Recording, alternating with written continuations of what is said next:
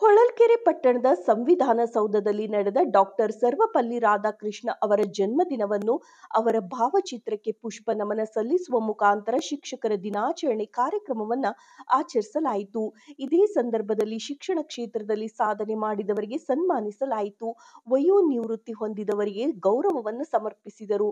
ಅಧ್ಯಕ್ಷತೆಯನ್ನ M Chandrappa ಶಾಸಕರು, ವಿಶೇಷ ಆಹ್ವಾನಿತರು ಬಿಲ್ಲಪ್ಪ, ನಿವೃತ್ತ ಹೈಕೋರ್ಟ್ ನ್ಯಾಯಾಧೀಶರು ಕೊರಲಗುಂದಿ ವಿಜಯಕುಮಾರ್, ತಾಲೂಕಾ ದಂಡಾಧಿಕಾರಿಗಳು ವಿಜಯ ಸಿಂಹ, ಪುರಸಭೆ ಅಧ್ಯಕ್ಷರು ವಿಶ್ವನಾಥ್, ತಾಲೂಕಾ ಪಂಚಾಯತ್ ಕಾರ್ಯನಿರ್ವಾಹಕ ಅಧಿಕಾರಿಗಳು ಶ್ರೀನಿವಾಸ್ ಎಚ್, ಕ್ಷೇತ್ರ ಶಿಕ್ಷಣ ಅಭಿವೃದ್ಧಿ ಅಧಿಕಾರಿಗಳು ಸುರೇಂದ್ರನಾಥ್, ಕ್ಷೇತ್ರ ಸಮನ್ವಯ ಅಧಿಕಾರಿಗಳು ತಿಪ್ಪೇಸ್ವಾಮಿ, ನೌಕರ ಸಂಘದ ಅಧ್ಯಕ್ಷರು ಶಿವಮೂರ್ತಿ, ಕಾಸಪ್ಪ, ಅಧ್ಯಕ್ಷರು ಜಯಪ್ಪ ಮತ್ತು ತಾಲೂಕಿನ ಶಿಕ್ಷಕರು ಈ ಕಾರ್ಯಕ್ರಮದಲ್ಲಿ ಭಾಗಿಯಾಗಿದ್ದರು. ವರದಿ ನಾಗರಾಜ್ ಕೆ. ಶಿಕ್ಷಕರ ದಿನಾಚರಣೆಯನ್ನು ಆಚರಿಸಲಾಗ್ತದೆ.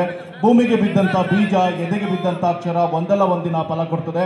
ಅಂತಹ ನಿಜವಾಗ್ಲೂ ಅಂತ ಶಿಕ್ಷಕರು ಪಡೆದಂಥ ನಾವೆಲ್ಲ ನಿಜವಾಗ್ಲೂ ಪುಣ್ಯವಂತರು. ಯಾಕಂದರೆ ಇಂದಿನ ಒಂದು ಶಿಕ್ಷಣ ಯಾವ ರೀತಿ ಯಾವ ಮಟ್ಟಕ್ಕೆ ಬೆಳೆದಿದೆ ಅಂತ ಹೇಳಿದರೆ ಜೋರಾದ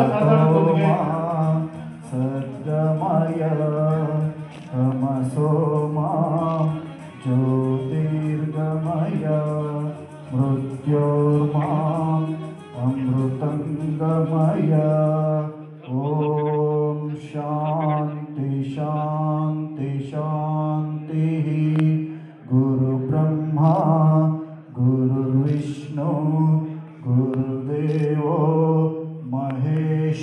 ಈ ಪರಿಸ್ಥಿತಿ ಬಂದಿದೆ. ಇದರಿಂದ ಏನಾಗುತ್ತೆ ಅಂದರೆ ಶಿಕ್ಷಕರಿಗೆ ಯಾವ ರೀತಿ ಪ್ರೆಷರ್ ಆಗುತ್ತೆ ಅಂತ ಹೇಳಿದರೆ, ಮಕ್ಕಳಿಗೆ ನಾವು ಇವತ್ತು ಏನು ಪಾಠ ಮಾಡೋಣ ಅಂತ ಅವ್ರ ಮೈಂಡಲ್ಲಿ ಸೆಟ್ ಮಾಡ್ಕೊಂಡು ಹೋಗೋ ಬದಲಿ ಎಷ್ಟು ಮೊಟ್ಟೆ ಕೆಟ್ಟಿದ್ದಾವೆ, ಇದರಿಂದ ಈಗ ನನ್ನ ಪಾಕೆಟಿಂದ ಎಷ್ಟು ಹಾಕಬೇಕು, ನನಗೆ ಎಷ್ಟು ಲಾಸ್ ಆಯಿತು, ಈ ರೀತಿ ಆಲೋಚನೆಗಳು ನಮ್ಮ ಶಿಕ್ಷಕರಲ್ಲಿ ಇಂದಿನ ಕಾಲದಲ್ಲಿ ಬರ್ತಿರೋದ್ರಿಂದ ಶಿಕ್ಷಣದ ಕಡೆಗೆ ಅವರು ಗಮನ ಹರಿಸೋದು ಒಂದು ಸ್ವಲ್ಪ ಕಡಿಮೆ ಆಗೋ ಸಾಧ್ಯತೆ ಇದೆ ಅಂತ ನಾನು ಭಾವಿಸ್ತೀನಿ. ಯಾಕಂದರೆ ಅಂತಹ ವ್ಯವಸ್ಥೆನ ನಾವು ಸರ್ಕಾರದಿಂದ, ನಮ್ಮ ಶಾಸಕರಿಗೂ ಅದನ್ನು ಮನವಿ ಮಾಡ್ತೀನಿ, ಸರ್ಕಾರದಿಂದ ಸುವ್ಯವಸ್ಥಿತವಾಗಿ ಮೊಟ್ಟೆ ಏನು ಕೊಡ್ತಾ ಇದ್ದೀವಿ ಬಾಳೆಹಣ್ಣು, ಅದನ್ನು ಸರಿಯಾದ ರೀತಿಯಲ್ಲಿ ಬೇರೆ ಕಡೆಯಿಂದ ಸಪ್ಲೈ ಮಾಡುವಂಥ ವ್ಯವಸ್ಥೆ ಮಾಡಿದರೆ ಶಿಕ್ಷಕರು ಆ ಒಂದು ಸಮಯನ ಶಿಕ್ಷಣ ನೀಡುವಂಥ ಒಂದು ಕೆಲಸದಲ್ಲಿ ಪರಿಣಿತರಾಗಿ ಒಳ್ಳೆಯ ಶಿಕ್ಷಣ ನೀಡುವಂಥ ಕೆಲಸಕ್ಕೆ ಅವರು ಭಾಗಿಯಾಗ್ತಿರೋ ನನ್ನ ಭಾವನೆ. ಯಾಕಂದರೆ ಈಗ ನಾನು ನನ್ನ ಸ್ನೇಹಿತರ ಜೊತೆಗೆ ಒಂದ್ಸರಿ ಡಿಸ್ಕಷನ್ ಮಾಡ್ತಾ ಇದ್ದೆ. ಎಲ್ಲ ಸೆಕ್ಟರಲ್ಲೂ ಶಿಕ್ಷಣದ ಒಂದು ಸೆಕ್ಟರ್ ತುಂಬ ಬ್ಯೂಟಿಫುಲ್ಲು, ಗಂಟೆ ಹೊಡಿ ಸಂಬಳ ತಗೋ ಅಂತ ಹೇಳ್ತಾಯಿದ್ದೆ. ಅದನ್ನು ಹೇಳ್ದನು ನನ್ನ M.Tech ಫ್ರೆಂಡು. ಇನ್ನೊಬ್ಬ ನನ್ನ ಎದುರಿಗೆ ಕುಂತನು ನನ್ನ ಡಿಪ್ಲೊಮಾ ಕಾಲೇಜ್ ಲೆಕ್ಚರರು. ಅವನೊಂದೇ ಸಿಂಪಲ್ಲಾಗಿ ಒಂದೇ ಮಾತು ಹೇಳ್ದ, ನೀನು ಇವತ್ತು M.Tech ಮಾಡಿ ನನ್ನ ಎದುರಿಗೆ ಮಾತು ಹೇಳಿದೆ